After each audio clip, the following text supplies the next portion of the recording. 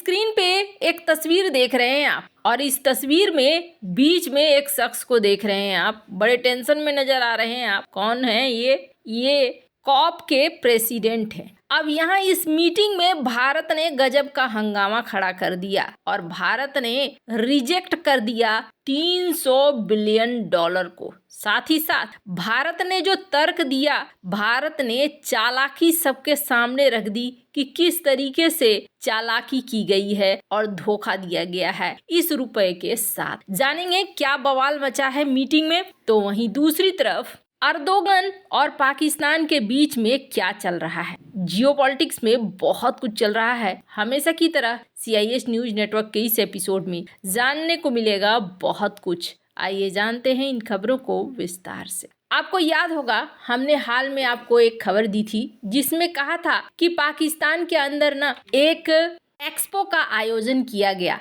और इस एक्सपो में बहुत सारे हथियारों को दिखलाया गया। खुद यहाँ पर पहुंचे हुए थे पाकिस्तान के आर्मी चीफ भी। हालांकि बड़ा जबरदस्त आयोजन किया गया था।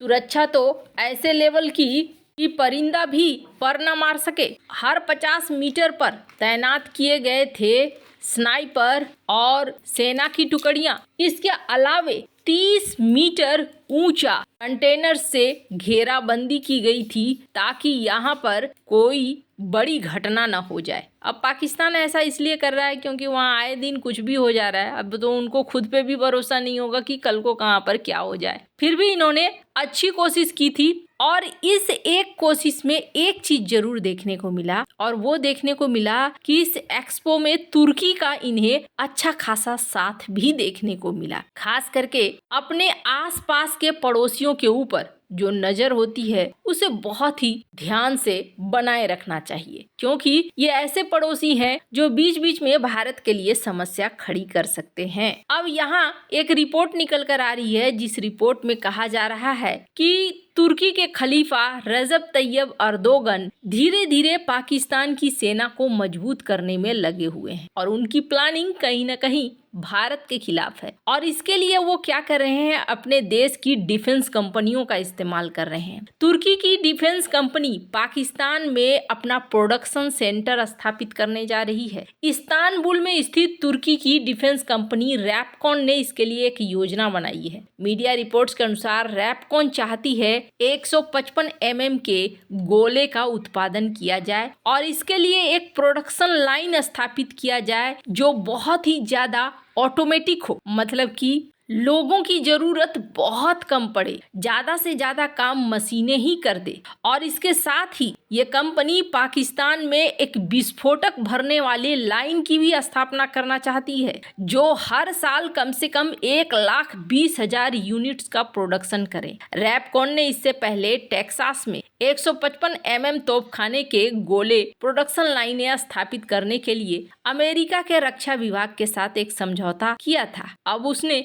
पाकिस्तान के साथ भी ऐसा ही समझौता किया है। पाकिस्तान की वाह इंडस्ट्रीज लिमिटेड के साथ इसी तरीके का समझौता किया गया है। तुर्की के डिफेंस कंपनियां अपने डिजाइन और प्रोडक्शन क्षमता की मांग को बढ़ा रहे हैं। ये माना जा रहा है एक तीर से दो निशाने साधना चाहते हैं। एक तो पाकिस्तान को मजबूत करने की कोशिश हो रही है, दूसरा पाकिस्तान से 155 mm के गोलों का निर्यात भी होगा। हाल फिलहाल में यूक्रेन में भी पाकिस्तान के 155 mm के गोले पकड़े गए थे। हालांकि पाकिस्तान ने स्वीकार नहीं किया था, पर माना जा रहा है कि एक तीर से दो निशाना साधना चाह रहा है तुर्की। एक तो पाकिस्तान को मजबूत करना चाह रहा है, दूसरा 155 mm के गोले के मार्केट में अपनी बढ़त को भी बनाना चाह रहा है। खैर, जहाँ एक तरफ ये सब कुछ चल रहा है वहीं दूसरी तरफ जैसा कि मैंने कहा, ये तस्वीर आपने देखा, ये बड़े टेंशन में नजर आ रहे हैं। टेंशन में इसलिए नजर आ रहे हैं क्योंकि COP29 की बैठक हुई और ये अजरबैजान में हो रही थी, हमने आपको बताया था। इस बीच ना बवाल खड़ा तब हुआ जब विकसित देशों ने, मतलब अमीर देशों ने कहा कि चलो ठीक है, कुछ डिसाइड करते हैं, $300 बिलियन हम ग्लोबल साउथ को देंगे। मतलब साउथ के जो भी देश हैं,